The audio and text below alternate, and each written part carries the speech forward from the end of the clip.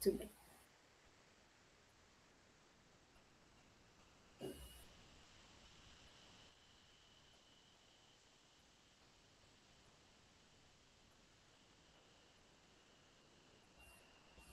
Todo mundo consegue ver minha tela?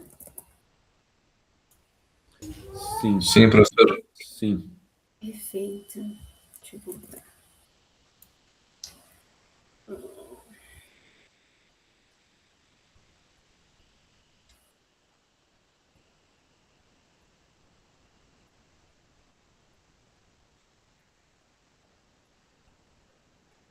Pronto. A tela tá cheia?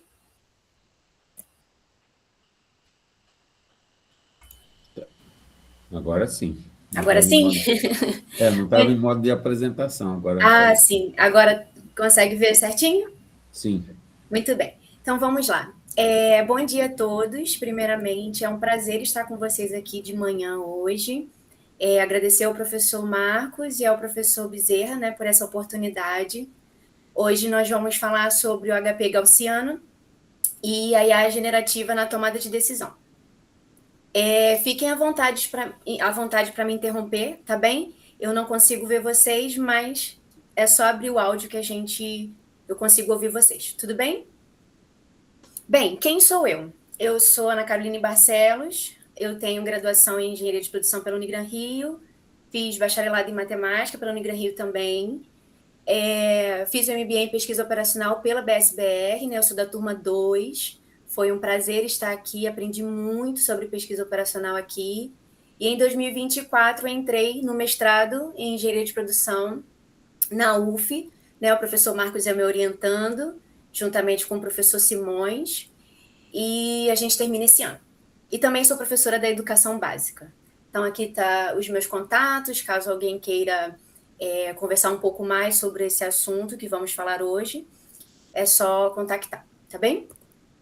Bom, a nossa agenda de hoje, a gente vai falar um pouquinho sobre a pesquisa operacional, métodos multicritérios, vamos dar uma pincelada em HP, depois vamos entrar de fato no método HP gaussiano. Nós vamos ter um exemplo, mão na massa, as possibilidades de aplicação, modelagem computacional, chat GPT HPG, mão na massa, IA generativa e as nossas comparações de método multicritério mais a IA, tá bem? Então vamos lá. A pesquisa operacional é uma abordagem científica para a resolução de problemas na gestão de sistemas complexos, ou seja, ela faz parte da ciência e ela é uma matéria que nos ajuda a tomar decisão e a tomar decisões melhores, né, para que encontremos as alternativas mais adequadas. E os maiores problemas tratados pela PO são complexos e incertos, e o que exige análises avançadas de modelagem, simulação e ciência de dados. Então, quem pode estudar PO? Segundo Morse e Kimball, qualquer pessoa pode estudar pesquisa operacional, ela não precisa ser um especialista. Então, da área específica, né, de engenharia de produção, ele pode ser um biólogo, pode ser um professor, pode ser um nutricionista, um enfermeiro, um médico. Ele só precisa ter experiência científica e curiosidade imparcial sobre novos temas. Então, aqui é o guarda-chuvão, né, da pesquisa operacional. A pesquisa operacional não é apenas o apoio multicritério à decisão, mas também nós temos a teoria dos grafos, nós temos a simulação discreta de eventos discretos, temos teoria das filas, ciência de dados, estatística, programação matemática, né, que a gente divide em programação linear e programação inteira, e também análise envoltória de dados, que é o DEA. Todas essas matérias fazem essa engrenagem da pesquisa operacional girar.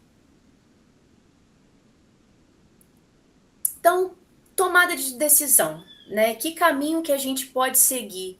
O processo de decisão, ela requer a existência de um conjunto de alternativas. Então, para que eu tome decisão, eu preciso de alternativas e que componham alguns critérios.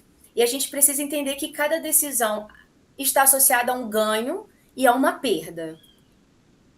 Então, para que haja uma solução de problemas, eu tenho N alternativas interligadas a N critérios. Então, no livro do professor Marcos com o professor Simões, o professor Miguel e o professor Igor, nós entendemos que os métodos multicritérios, eles apoiam a tomada de decisão em problemas complexos e eles conseguem organizar o problema de modo que a gente consiga avaliar, ordenar e selecionar uma alternativa que seja mais adequada a partir de diferentes critérios e pontos de vista. Então, os métodos multicritérios, eles são caracterizados por uma matriz de decisão, a gente vai ver isso no HP, tudo bem? Todo problema de multicritério, ele tem uma matriz de decisão. Ele começa com uma matriz de decisão, a gente vai ver mais à frente como é que a gente faz para montá-la. Depois disso, a gente tem a normalização dos critérios, e aí, depois, cada método usa essa formulação matemática de uma maneira diferente, né? Então, essa matriz de decisão, como eu disse anteriormente, ela é composta por alternativas e critérios. Esses critérios são ponderados de acordo com um tomador de decisão ou vários tomadores de decisão, né? Então, eles servem para solucionar problemas de qualquer tipo de fonte, né? Entre números finitos de alternativa. Então, aqui a gente tem alguns que são os mais utilizados, né? O TOPSIS, o TOPSIS, TOR, o SAPEVO-M, o Propago, o Electri e o HP, né? E hoje a gente vai falar especificamente do HP. O HP, ele é um dos métodos mais utilizados no mundo inteiro, né? Eu acho que em 2019, não lembro muito bem se era 2019 ou 2024, lá na base Scopus tinha mais de 9.000 trabalhos somente com o método HP, né? Então, tem muita gente na PO que gosta do HP e tem muita gente que não gosta, né? Mas o HP, ele é um método incrível, ele foi criado por esse senhor aqui do lado esquerdo, né? O professor Thomas Saat, e ele é um método para auxiliar as pessoas na tomada de decisões complexas, né? Mais do que determinar qual a decisão que a gente pode escolher, ele ajuda as pessoas na justificativa da sua escolha, né? Então, o SAT, ele tem a escala fundamental de 1 a 9, e ali a gente consegue escolher baseado no subjetivo das pessoas, na opinião das pessoas, né? Ele é baseado ele é baseado na psicologia e na matemática, o que eu acho muito interessante nesse método, porque ele une essas duas áreas.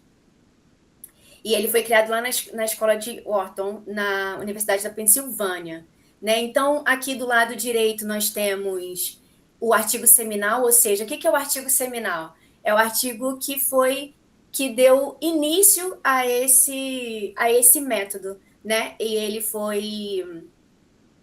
ele foi colocado nessa revista de matemática e psicologia.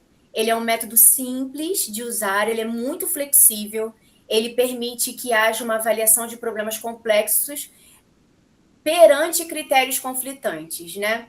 E com ele nós temos muitos ganhos, né, como transparência, lisura, rastreabilidade. Quando a gente fala de métodos multicritérios, a gente precisa que esse método seja rastreável. Por quê? A gente precisa entender o porquê que aquela alternativa foi escolhida como mais adequada e por que dentre as minhas alternativas a última lá não foi aceita, né? Então, esse método traz essa rastreabilidade para a gente poder entender como é que essas alternativas foram escolhidas ou foram ranqueadas, né? E ele também tem uma replicabilidade muito grande. Ele pode ser aplicado em qualquer problema, desde algo muito simples do nosso cotidiano, como a escolha de um celular, a escolha de um tablet, a escolha de um apartamento, até problemas gerenciais muito difíceis de serem resolvidos. Tudo bem? Então, aqui a gente tem o Litmaps. O Litmaps é um software que ele mostra a caminhada do artigo até os dias atuais. Então, aqui a gente tem o ZAO em 2024, e essa bolinha mais escura, onde está escrito SAT 1977, é onde ele foi criado. Então, dali a gente vê que ele foi disperso por vários países, né? E até hoje ele ainda é aplicado. Então, todo método tem suas limitações. Nenhum método resolve todos os problemas. Existem métodos que são melhores para resolver um problema de ranqueamento, outros para de ordenação, outros para classificação. Então, a gente também precisa entender que qual método eu posso usar para um problema X, né? Então, a primeira limitação não é só do método HP, é de qualquer método multicritério. Nenhum método resolve todos os problemas. A gente precisa ter isso em mente, tudo bem? Então, segundo o SAT, ele só funciona até 15 critérios. Mas, na verdade, o HP ele se torna mais usual com 7 critérios. Por quê? No HP, a gente tem os critérios são analisados par a par. Por exemplo, a gente vai ver um exemplo da escolha de um celular, tá? É algo bem usual. Então, a gente tem ali custo e armazenamento.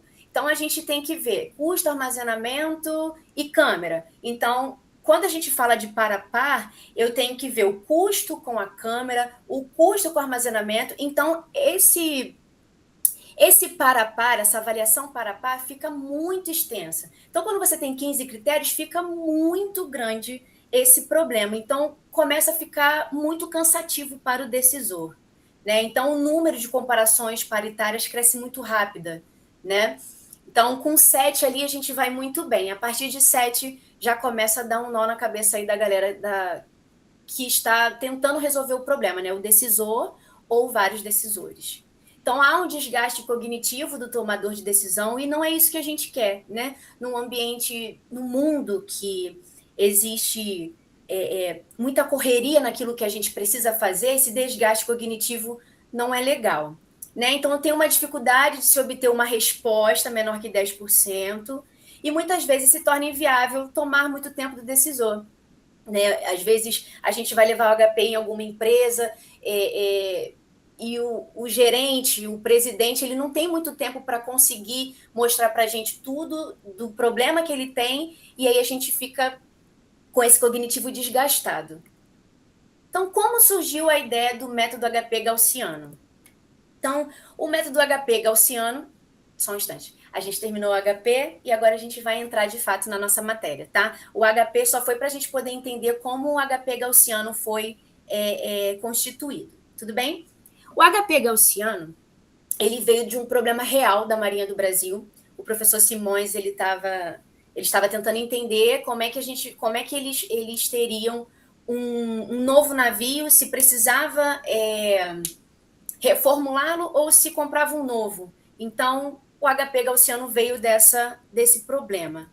Né? A primeira referência dele foi lá em 2016, no Espírito Santo. Precisava selecionar um navio de guerra de médio porte, que precisava ser construído no Brasil.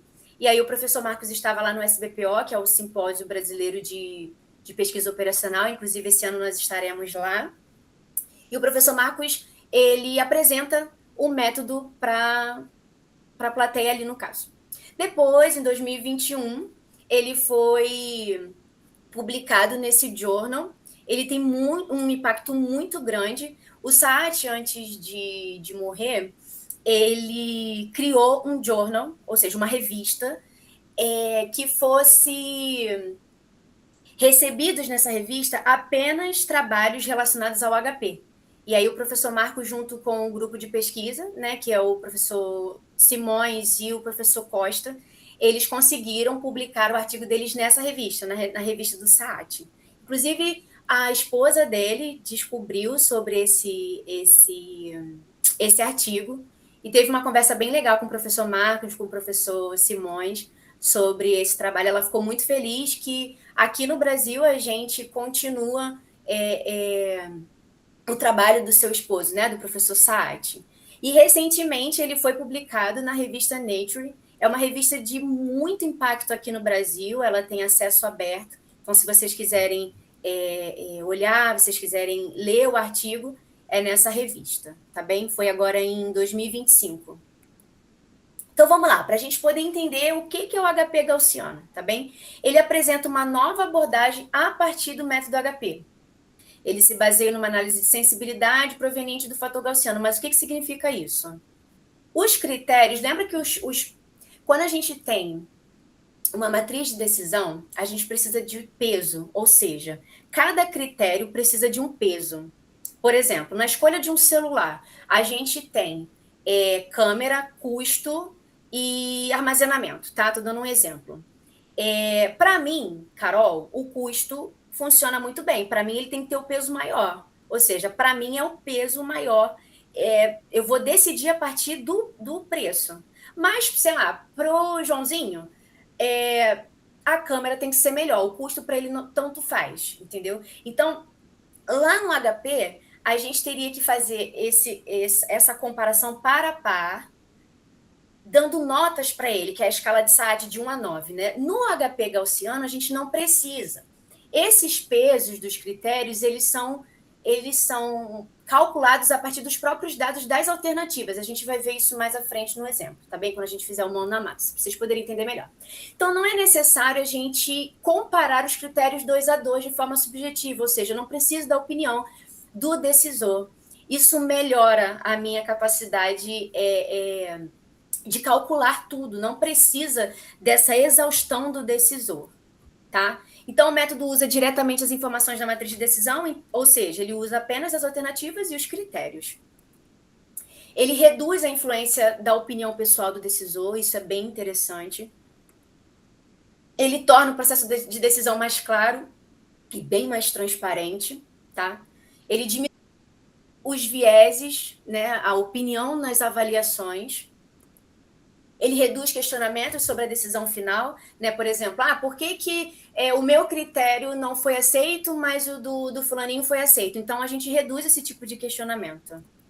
E ele aumenta a confiabilidade no processo decisório, de entender, poxa, o meu critério foi aceito, meu critério de custo foi aceito, mas do Joãozinho lá da Câmara também foi. Então, todo mundo participa, mas ninguém tem, assim, o seu critério acima do outro. Então, a forma subjetiva, a opinião de todo mundo continua sendo validada, mas não tão validada quanto no HP, tá bem? Então, um dos pontos de destaque desse novo modelo, né, do HP gaussiano, é a redução desse esforço cognitivo, né? Não é mais necessário a avaliação par a par para que a gente tenha a obtenção dos respectivos pesos, tudo bem? Então, ele tem 8 passos. Essas são as equações do HP gaussiano. Então, no primeiro passo, nós temos a matriz de decisão. Lembra que eu falei que todo método multicritério, ele tem uma matriz de decisão. Ali no segundo e no terceiro passo, a gente tem a normalização. E aí, sim, até o sexto passo, a gente tem o HP gaussiano, que a gente vai entender melhor como funciona cada uma dessas equações. E do 7 para baixo, a gente continua com o método HP. Por isso que o nome do método é HP gaussiano. A formulação matemática também do HP, tá bem? A gente só muda aqui no quinto e no sexto que a gente vai usar o fator gaussiano e a gente vai entender mais à frente. Então, vamos para o mão na massa? A gente vai entender melhor esse método. Então, a gente tem a estruturação do problema. A primeira parte de um método multicritério é assim que a gente tem que fazer. Então, qual é o objetivo que a gente tem hoje? Comprar um smartphone. Tá? Eu trouxe um problema bem usual para que fique bem mais fácil da gente conseguir entender. Então, a gente vai comprar um smartphone. Então, essas são as minhas alternativas, tá? O da Xiaomi, ou Xiaomi, não sei como vocês falam, Samsung e um iPhone. Essas são as minhas alternativas. Então, elas estão todas interligadas aos meus critérios. Então, eu escolhi 4 critérios: custo, câmera, armazenamento e bateria. Galera, alguém está com dúvida até aqui? Tá tudo certo? Tranquilo.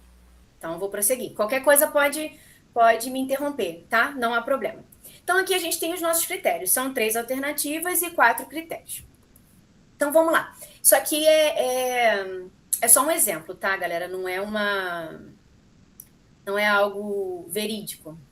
Então, a gente tem aqui o Xiaomi com custo de R$ 1.500, a Samsung com 1.800 e o iPhone com 5.000. E aí, a câmera de cada um em megapixels, o armazenamento e a duração de bateria. A gente colocou aí uma média, tá? Não quer dizer que seja de fato isso. Então, aqui em cima, no canto direito, a gente consegue ver que é o nosso primeiro passo, a construção da matriz de decisão. A gente já está com a nossa formulazinha ali. Então, a matriz de decisão está pronta. A gente tem aqui do lado esquerdo as alternativas e aqui em cima a gente tem os nossos critérios. Tudo bem até aqui? E a gente vai para o passo 2. A gente vai normalizar essa matriz de decisão. Carol, por que a gente faz essa normalização? Porque, olha só, vamos voltar aqui no primeiro. Aqui no custo, está todo mundo como real, R cifrão. Na câmera, a gente tem MP, que é megapixels. No armazenamento, a gente tem os gigas. E na duração de bateria, a gente tem horas. Não tem como a gente calcular essa galera toda se a gente não normalizar. Porque cada um tem a sua respectiva unidade. Então, a gente tem que colocar todo mundo de forma adimensional, ou seja, normalizar essa galera para que a gente consiga calcular. Tudo bem até aqui? E aí a gente tem o nosso primeiro critério. Todos os critérios em métodos multicritérios, eles têm a sua monotonicidade. O que é isso? A gente tem dois tipos de monotonicidade. O monotônico de custo e o monotônico de lucro. O monotônico de custo é quanto menor, melhor. Ou seja, o meu custo precisa ser menor. Tudo bem? Então, ele é considerado um monotônico de custo.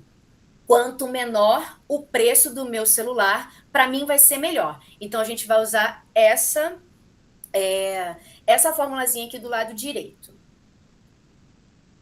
Então, vamos lá. Agora, a gente vai começar a usar essa fórmula ali. O custo, então, eu tenho que pegar 1 sobre o custo de cada um. Do Xiaomi é 1 sobre 1.500. A gente acha esse número grandão e a gente coloca aqui na nossa planilha. O Samsung, mesma coisa, 1 sobre 1.800, esse número grandão. E o iPhone também, 1 sobre 500. Então, a primeira parte da nossa matriz está ok. E a gente vai fazer o somatório dessa galera. Até aqui é o que a gente precisa. E depois desse somatório, a gente consegue encontrar o nosso custo. A gente vai pegar o custo e vai dividir por esse somatório. O custo do Samsung e vai dividir pelo somatório. E o custo do iPhone vai dividir pelo somatório e a gente vai encontrar a nossa matriz normalizada da parte do custo. Então, já encontramos a nossa matriz normalizada no critério custo. A câmera, para mim, a câmera é um monotônico de lucro, ou seja, quanto maior, melhor. Quanto mais pixels, para mim vai ser melhor. Então, a gente usa outro tipo de fórmula. Vamos lá. O armazenamento também é um monotônico de lucro. E a gente vai fazer do armazenamento agora. Então, como é que a gente faz? Diferente do monotônico de custo, a gente vai pegar essa galera todinha e vai somar. Deu 320. Aí agora eu posso pegar 64 dividido por 320, 0,2. 128 dividido por 320, 0,4. 128 dividido por 320, 0,4. Então, a minha parte de armazenamento e câmera está pronto. Agora, a gente vai fazer da bateria a mesma forma. Como é monotônico de lucro, ou seja, eu preciso de mais duração de bateria, então a gente vai usar a mesma fórmula. Vai somar todo mundo, 24 dividido por esse somatório 52 vai dar 0,462. E assim por diante. Então, agora a gente tem todos os critérios adimensionais, ou seja, está todo mundo no mesmo patamar agora. Então, agora eu consigo partir para o terceiro passo, que é a obtenção da matriz transposta. O que a gente vai fazer? O que é a matriz transposta? A gente vai só trocar. Aonde estavam os critérios? Aqui estavam alternativas e critérios. Agora a gente só vai trocar. Critérios agora vai ficar aqui e as alternativas vão ficar acima. Tudo bem? E aí a gente vai para o cálculo da média das alternativas. Como é que a gente faz a média? A gente soma cada um e divide pela quantidade, ou seja, custo. Eu tenho do Xiaomi mais o Samsung mais o iPhone. Dividido por 3 vai dar 0,333. Depois que a gente faz o cálculo das médias de cada uma, a gente entra no quarto passo. O que é o quarto passo? O quarto passo é o cálculo do desvio padrão. Então, a gente usa essa formulazinha daqui de cima para fazer o desvio padrão. E a gente vai fazer de cada um dos critérios, do custo, da câmera, do armazenamento e da bateria. A gente achou agora todo o cálculo do desvio padrão. Depois que a gente faz o desvio padrão, aí sim a gente entra de fato no HP gaussiano. Por quê? Aqui a gente vai calcular o fator gaussiano e esse fator gaussiano a gente vai normalizar. Vou explicar o porquê que a gente vai normalizar esse fator, tá bem? Então, como é que a gente faz o fator gaussiano? A gente vai pegar o desvio padrão e vai dividir pela média. Então, quando a gente divide o desvio padrão pela média, a gente encontra o fator gaussiano. A partir do fator gaussiano, a gente vai para o fator normalizado. Por quê? Se a gente somar o fator gaussiano, ele não vai dar 1. Por isso que a gente tem que normalizar ele, tá bem? Então, a gente faz o fator gaussiano normalizado, que a gente vai pegar o AIJ e vai dividir pelo somatório. Então, esse coeficiente de variação, que também é conhecido como desvio padrão, ele consegue padronizar a dispersão de uma distribuição de probabilidades.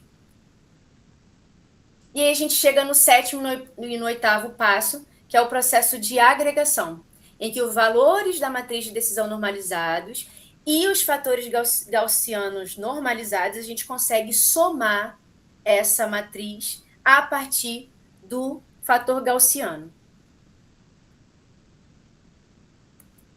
Então, o que a gente vai fazer? A gente vai pegar a nossa matriz normalizada, lá no passo 2, que a gente colocou todos os critérios adimensionais, e a gente vai multiplicar por esse fator gaussiano, que a gente chama de coeficiente de variação normalizado. Então, esse fator gaussiano normalizado, a gente vai pegar a primeira linha aqui, ó, essa primeira linha aqui, essa primeira linha aqui, e vai multiplicar com esse daqui. E assim por diante.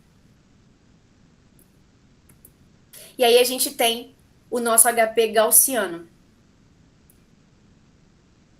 Com esses números que a gente obteve aqui do lado direito do HP gaussiano, o Xiaomi 0369, o Samsung 0358, o iPhone 0,273, a gente consegue ranquear o nosso processo. Então, o Xiaomi ficou em primeiro lugar, o Samsung em segundo e o iPhone em terceiro lugar. Então, quais são as diferenças do HP tradicional por HP gaussiano? Então, nos aspectos de comparação paritária, o HP tradicional são muitas, né? A gente viu lá. Quanto mais critérios, pior fica a decisão. Então, a decisão não, pior fica o cognitivo desse decisor. A decisão não, só o cognitivo. Então, no HP gaussiano, a gente consegue reduzir essa comparação paritária, tem pouca ou nenhuma. A subjetividade no HP é muito alta, ou seja, a opinião do decisor é muito alta, e no HP gaussiano é bem menor, porque a gente consegue usar os pesos dos critérios sem a subjetividade, sem a opinião do decisor. A gente, com os próprios dados da matriz, a gente consegue trazer os pesos. A consistência do CR é necessária, no HP gaussiano ela é dispensada. A base estatística no HP não existe, no HP gaussiano a gente tem através da média e desvio padrão, né? Isso é a nossa base estatística. E o uso de dispersão no HP não tem, no HP gaussiano temos. Então, aqui estão algumas aplicações do método, né? Aqui foi no simpósio de pesquisa operacional, ele é o maior simpósio brasileiro de pesquisa operacional. Então, o HP gaussiano foi usado na Petrobras para ajustar os parâmetros na simulação de produção de poços de petróleo, lá em 2023. Depois, em 2022, o SPPO foi em Juiz de Fora, foi aplicado o HP gaussiano para o Exército Brasileiro, em que precisava da ordenação de equipamento de terraplanagem nos sistemas de obra do Exército. Ele foi aplicado nesse Journal Sensors, ele foi utilizado para motores elétricos. Ela é indexada na base Scopus, a base mais utilizada mundialmente pela comunidade científica. Depois ela foi utilizada no DataSUS, né, aplicação do método HP gaussiano na saúde do trabalhador, né, para priorizar quais eram as ações a serem tomadas na saúde do trabalhador no Brasil, baseado no DataSUS. Ela foi entregue nessa revista Gestão em Produção. Depois ela foi entregue no ITQM, que é uma conferência internacional para a seleção de bases navais e submarinos. Aqui já foi da Marinha do Brasil. E aí, galera, como é que a gente vai fazer? Como a gente faz esse método todo à mão? Né? Lá no IME, o professor Marcos, ele incentiva seus alunos a fazerem modelagens computacionais. Então, já existe, né, um software sobre o HP gaussiano, depois eu vou passar para vocês, né, foi instituído pelo Baldini, pelo professor Marcos, o Leandro, a Viviana, e é uma planilha de Excel, tá bem? Ela tem algumas macros aqui que vocês conseguem utilizar tranquilamente. E aqui do lado, cadê? Aqui, a gente tem as fórmulas do HP. E aí também nós temos outra modelagem, né? Aquela ali é o Excel. E aqui a gente tem um software web que foi instituído pelo professor Miguel, o professor Marcos e o professor Simões. Então, se vocês quiserem utilizar, depois eu vou deixar disponível esse link para vocês, tá? Para caso vocês queiram usar o HP para alguma aplicação. E recentemente, o nosso amigo José Alves, ele também é do grupo de pesquisa, ele criou dentro do chat GPT o HP GPT. Então, ali ele é um especialista em HP e HP gaussiano para tomada de decisão. Queria mostrar para vocês, mas no final da aula eu mostro esse chat GPT, tá? Então, ele mostra como funciona o HP, ele te ajuda a montar uma matriz de HP, ele fala para você quais são os critérios que você pode usar na decisão. Então, é bem interessante. Já é um chat GPT, já é uma especialização dentro do chat, que se você precisar, você pode conversar com ele, que ele vai te responder tudo baseado no artigo seminal, tá bem? Então, vamos lá. Quais são os pontos fortes do método HP gaussiano? Ele é um método novo, ele foi publicado em 2020, né, no Estado da Arte, embora em 2016 a gente tenha colocado ele no SBPO, ele só é validado quando ele passa por um journal, né, porque aí ele vai ser revisado par a par e a comunidade científica vai entender que ele é um método que ele pode ser usado. Então, em 2020, como ele foi inserido num journal, ele é um método aceito pela comunidade. Então, ele tem um conceito fácil de entender, né? É só, basicamente, média e desvio padrão, é algo bem básico da estatística. Então, é bem tranquilo de se entender esse método. Ele é fácil de usar porque se a gente usar a planilha, né? Ou se a gente usar o chat GPT, que tem ali dentro, o especialista em HP, ou se a gente usar o software do professor Miguel, é só preencher a matriz de decisão. A gente consegue trabalhar com um grande volume de dados, o que não acontece no HP. Né? No HP, a gente consegue ali no máximo 7 critérios. Então, com o HP gaussiano, a gente consegue uma infinidade de critérios e alternativas. Então, se o seu problema tem mais de, 20 alternativas, 20 critérios, ele consegue rodar muito bem. Ele exige menos esforço cognitivo por parte do decisor, ou seja, a gente, de novo, né, não precisa trabalhar com as comparações paritárias, isso é muito importante. Isso é muito usual. Ele tem várias ferramentas computacionais gratuitas, como a gente mostrou, né? Tem R em Python, Excel, Julia, e agora tem o ChatGPT também. E ele é aplicado em inúmeros problemas geracionais, como a gente conseguiu perceber ali nos artigos propostos, né, no SBPO. Então, diversos problemas gerenciais, seja de pequena, média ou alta complexidade. Né? Então, a gente vai entender agora a pesquisa operacional com a inteligência artificial generativa. Tudo bem? Então, a gente já viu o HP, já vimos o HP gaussiano, e agora a gente vai integrar a pesquisa operacional com a inteligência artificial. A gente vai entender se isso é possível ou não. Então, vamos lá, para a gente poder relembrar. A inteligência artificial ela surge em 1956 numa conferência em Dartmouth. Então, seu objetivo era principalmente simular capacidades humanas. A sua evolução ela foi impulsionada pela matemática, pela ciência da computação, pelo Big Data e principalmente pelo poder computacional. Então, a IA deixa de ser uma ficção científica e ela se torna uma ferramenta estratégica. Então, hoje nós temos aplicações atuais em diversos setores, né? Na saúde, na finança, na educação, logística, indústria e também na tomada de decisão.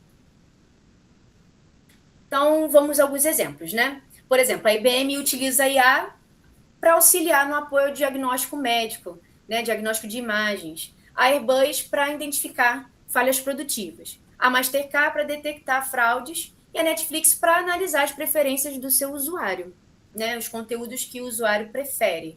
Então, a gente tem um destaque aí da inteligência artificial, como automatização, reconhecimento de padrão, que é no caso da Netflix, apoio analítico e, de novo, no apoio à decisão.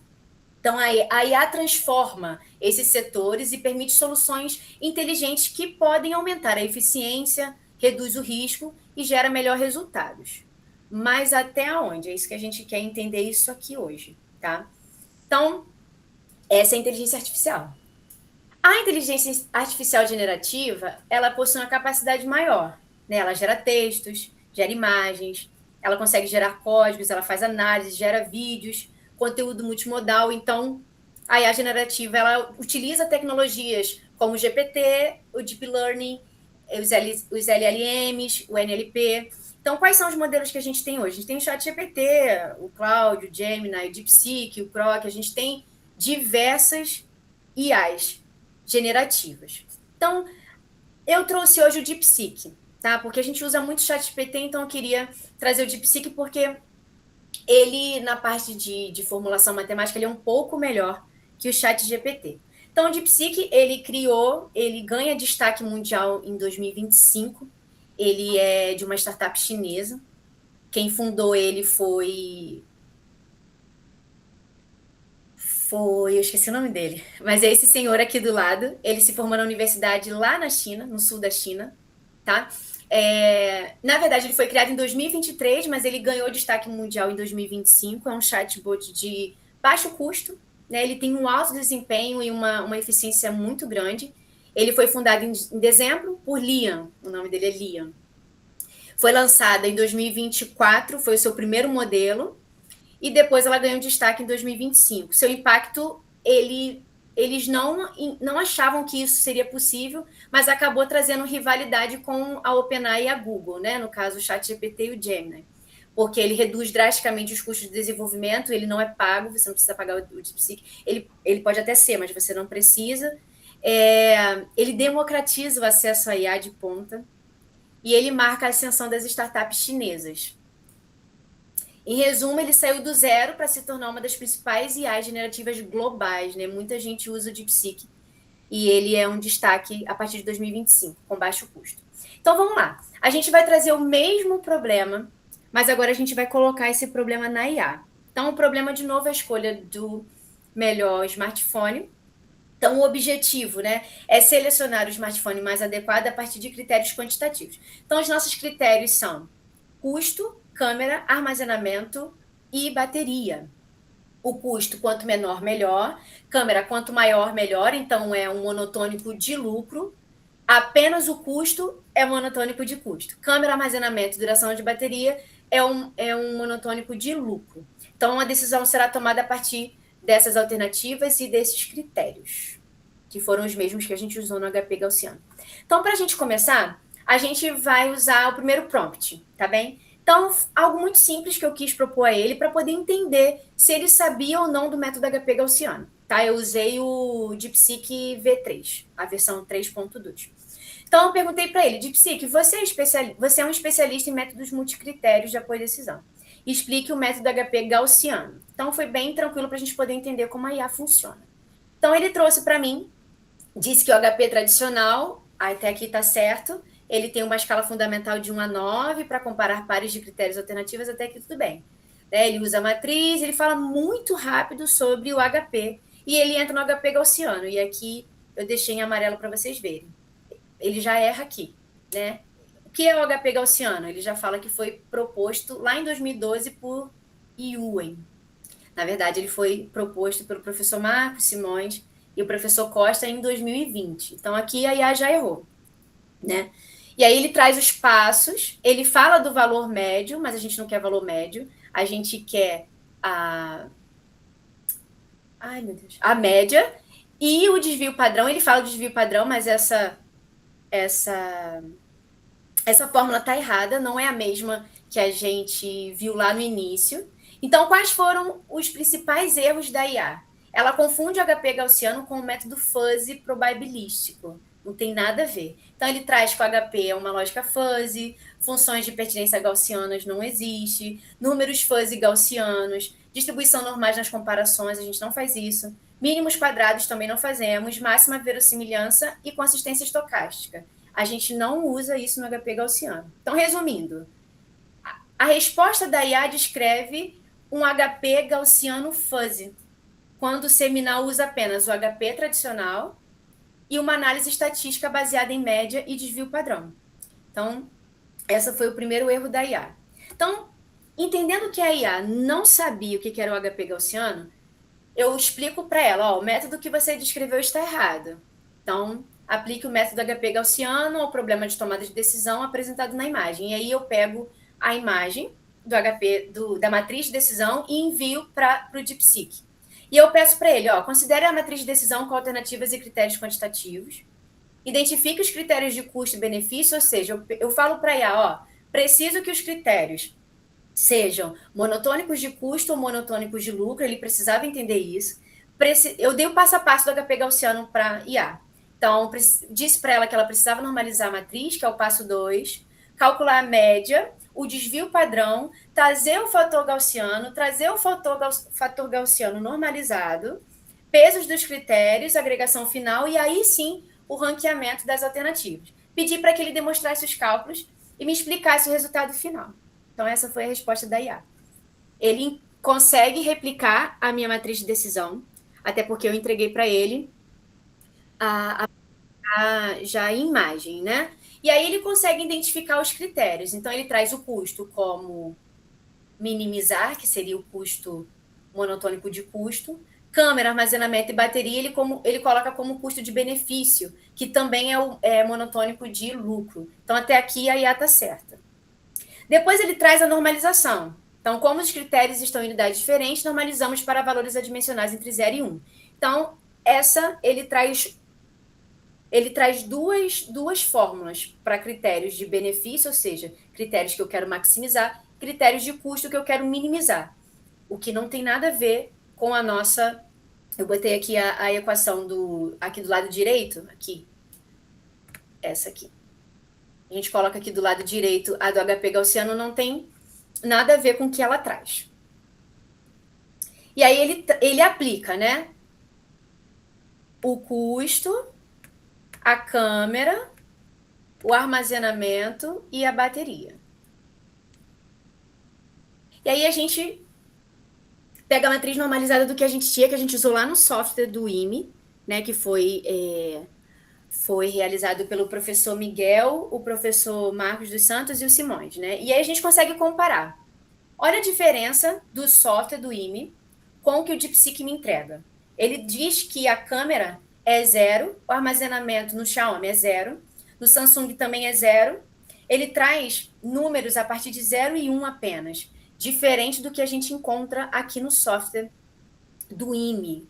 Então, tá bem diferente a matriz normalizada. E aí, ele continua na resposta. Ele traz a média. Aqui, pelo menos, a média ele faz direitinho, né? Ele pega aqui ó, os valores e soma. Aqui. Ele soma e divide por 3, até aqui tá certo. Depois ele traz o desvio e uma variância. E ele faz a mesma coisa com a câmera, com o armazenamento e com a bateria. Depois ele traz o fator gaussiano. Também errado. E aí, a partir do fator gaussiano, ele traz os pesos dos critérios, que seria o gaussiano invertido, né? E no final ele traz a agregação final. Ele faz a soma ponderada. O nosso método também faz, mas ele fez aqui totalmente errado. Ele pega, na verdade aqui, ele pega a matriz de decisão e multiplica pelos pesos, que é o que a gente faz também. E aqui ele encontra esse número final, esse número e esse número. E aí ele dá o ranking final, como Samsung em primeiro lugar, Xiaomi em segundo e iPhone em terceiro. Então agora a gente compara as respostas, né? Então, assim, aqui, se você somar essa galera aqui, ela tem que dar 1. Aqui, se eu não me engano, deu 170 e alguma coisa. Totalmente diferente. Não pode dar mais que 1, né? Então, mais que 100%, na verdade. Se você colocar aqui, somar essa galera aqui, vai dar 100%. Aqui, não. Aqui não dá 100%. Então, o DeepSeek está totalmente errado. Embora ele utilize algumas formulações matemáticas, como a média, como desvio padrão certo, mas ele não consegue encontrar a mesma resposta que a gente tem no software do IME. Isso é um problema, né? Então, o que a gente percebe da IA com a pesquisa operacional, né? A gente entende que a IA ela acelera esse processo decisório, ela ajuda muito, né, no julgamento, nos valores, ética, responsabilidade. Mas a responsabilidade pela decisão continuada continua sendo humana, né? Todas as vezes que a gente tem um método a nosso dispor, a gente pega essa alternativa, como no método no HP. No caso aqui, ele trouxe para a gente o Xiaomi como uma decisão melhor do que Samsung e iPhone. Mas cabe a mim decidir se eu vou querer comprar o Xiaomi ou não. Então, eu posso também comprar o Samsung. Então, a decisão continua sendo humana. Mesmo de um método como HP gaussiano ou de uma IA. Nesse caso do DeepSeek, o que a gente entende? Que não dá para a gente usar o DeepSeek nesse caso do HP, a não ser que você mude o prompt. Nesse caso, eu usei 2 prompts como se eu não conhecesse o HP gaussiano, né? Então, ele me trouxe um resultado totalmente errado. Agora, se eu conheço um pouco mais sobre o HP, de repente, a resposta seria melhor ou mais próxima. Então, a gente entende que a gente pode usar a IA para um processo decisório, mas que a gente precisa entender como funciona esse método para poder usar a IA. Se a gente não sabe do método, a gente não entende como funciona ele, usar a IA pode ser um perigo.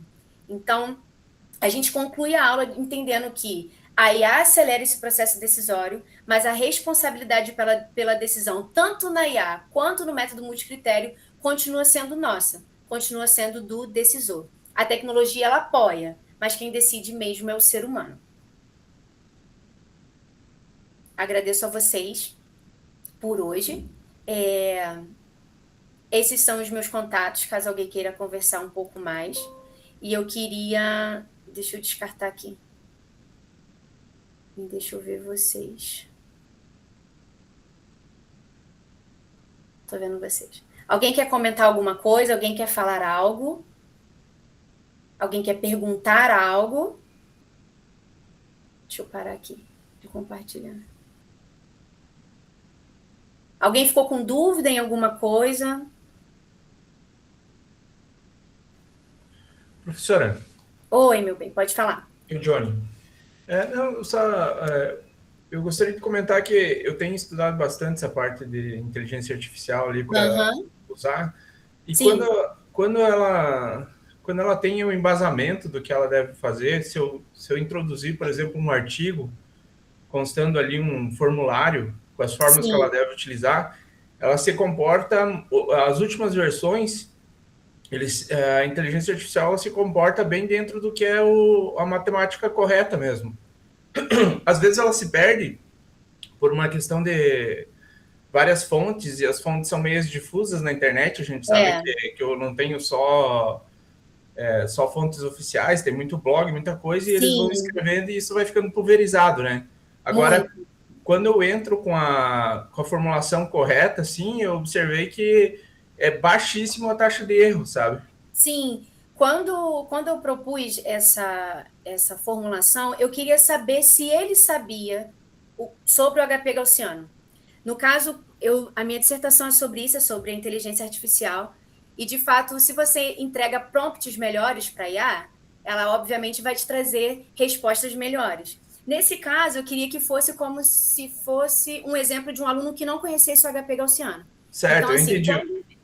Você gostaria de um zero shot ali, né? Você gostaria de chegar exatamente. e pedir, olha, eu quero o HP Gaussiano e ele te trouxesse exatamente a informação correta. Exatamente. Isso. Então, se, por exemplo, a minha dissertação ela foi baseada no chat GPT pago, né? Então, ela é muito melhor do que o chat que não é a versão gratuita, né? Então, assim, mesmo assim, eu peguei um problema com 3 IAs, né? Mesmo assim, o chat GPT ainda errou em muita coisa com os prompts que eu entreguei, mesmo entregando o seminal. Então, assim, os erros são ínfimos quando você entrega um prompt melhor, mas ainda assim a IA não consegue ser 100% certeira, entendeu? Uhum. Eu só fiz questão de pontuar isso porque o primeiro trabalho que a gente fez até na pós-graduação aqui foi sobre o HP. E o professor falou que ele não... o Radmack, que era o professor lá da matéria, ele falou que ele até incentivava que usasse inteligência artificial, que ela não conseguiria fazer.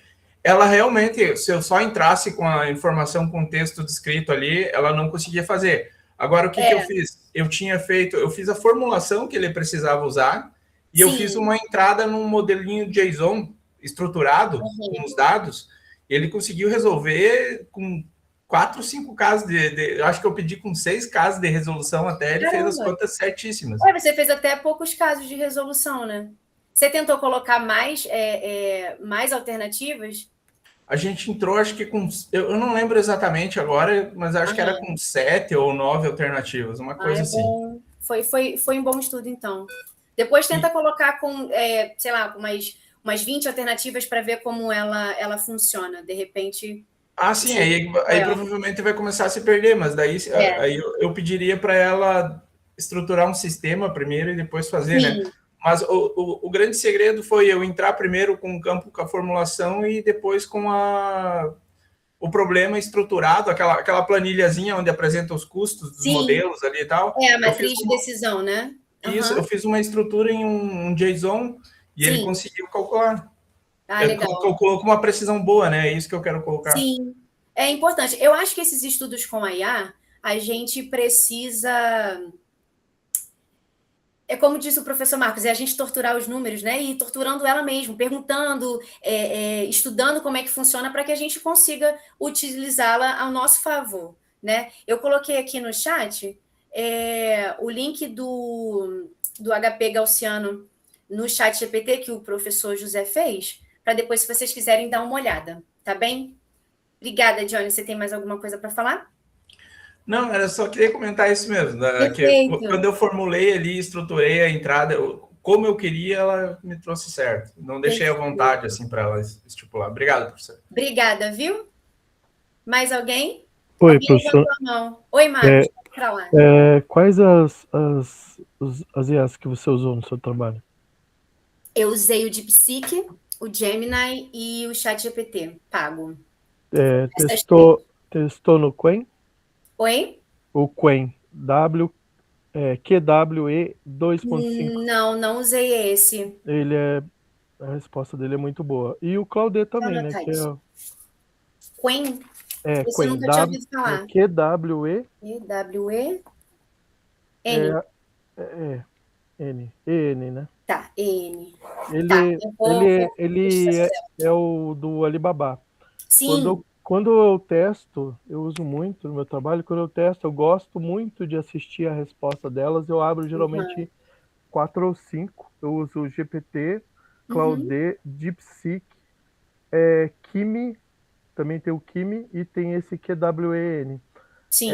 Essa do Alibaba, ela no começo, ela bugava de uma forma, assim, incrível, assim, ela jogava um monte de caractere na tela. Sim. Numa única atualização, eles passaram o raciocínio da OpenAI e agora eles estão brigando bastante com o Claude. Hoje eu acho que, pelo nível do Claude de programação, né? Para programação, eu acredito que o Claude também talvez tenha uma resposta diferente para você. Eu vou usar essa também, obrigada. Testa nessas, e o Kimi O Kimi também está correndo bastante atrás, também essas três são as IAs chinesas. Então, Sim. talvez fazer uma comparativa entre três americanas e três chinesas só para ver o desenvolvimento de cada uma. Daí as três chinesas seriam DeepSeek, Kimi e o Qwen. Uhum. O que eu notei do DeepSeek é que a formulação matemática dele vem um pouco mais correta do que do chat do Gemini. O Gemini, ele tem uma explicação maior do método. Ele é o que mais explica. No meu caso, eu usei o método aspas. Eu não sei se vocês já estudaram. Ele é um método do leste europeu. Então, ele fala muito do método, mas a formulação matemática dele não é muito boa. Do ChatGPT é muito simplificado. Do DeepSeek fica um pouco melhor a formulação. Essa do que você falou, é Qwen, né? Qwen, Kimi.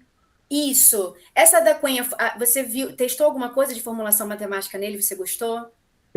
Mais programação, assim. Eu gostei bastante da resposta. Ele é bem didático. Eu tenho a impressão de que a visão chinesa das IAs, ela força você mais, ela te ensina mais.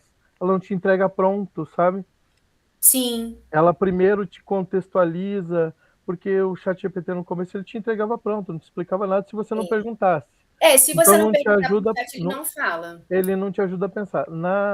Nas chinesas, eu percebo que ele faz mais explicadinho. Outra questão, a questão do contexto, né, que é você inserir informação para ela. Né? Se você insere o contexto, como o amigo disse, em JSON, em Markdown, ou numa outra, existe um outro formato agora que foi criado especificamente para IA e justamente para você ter menos token. Chama TON. Ponto TOON. Ela é uma evolução do Markdown, mas ela é própria para você inserir contexto em IA. Interessante. Obrigada, Marcos.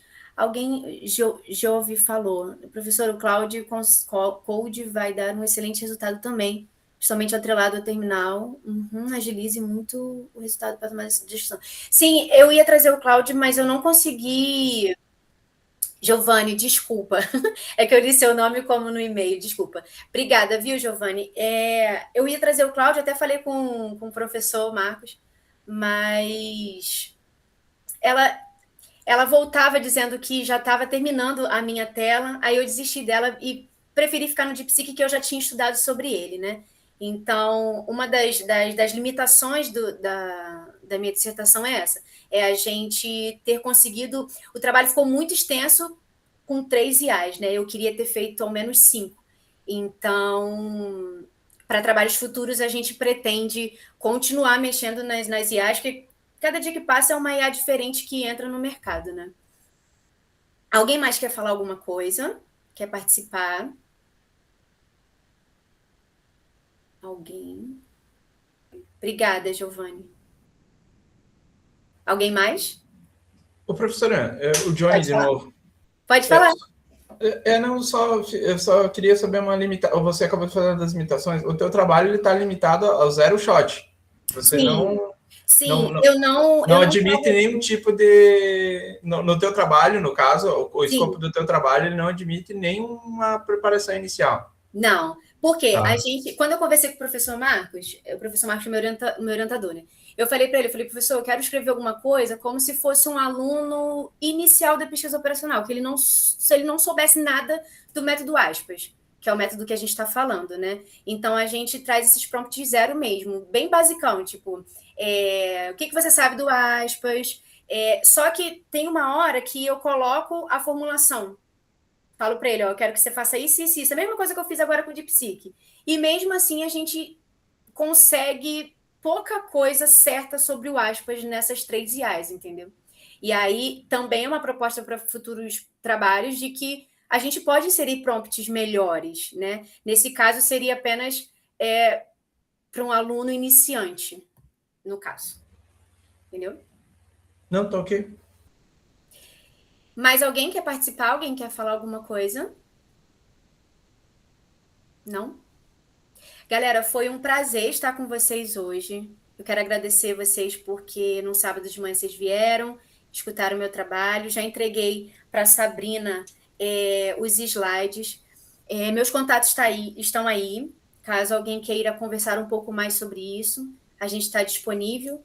E, mais uma vez, agradecer ao professor Marcos dos Santos, ao professor Bezerra, a Sabrina por toda a ajuda aqui. Foi um prazer enorme estar com vocês, viu? Bom dia para todos vocês, um bom sábado. Feliz Dia das Mães para a mamãe de vocês. Obrigada, viu, Giovanni? Você colocou aqui que gostou bastante da aula. Já pedi para a Sabrina colocar, tá bem? Vai estar disponível lá. E qualquer coisa, só chamar, tá bem? Muito obrigada, galera. Bom dia para todos. Tudo de bom para vocês. Valeu, obrigado. Valeu, muito obrigada. Falou.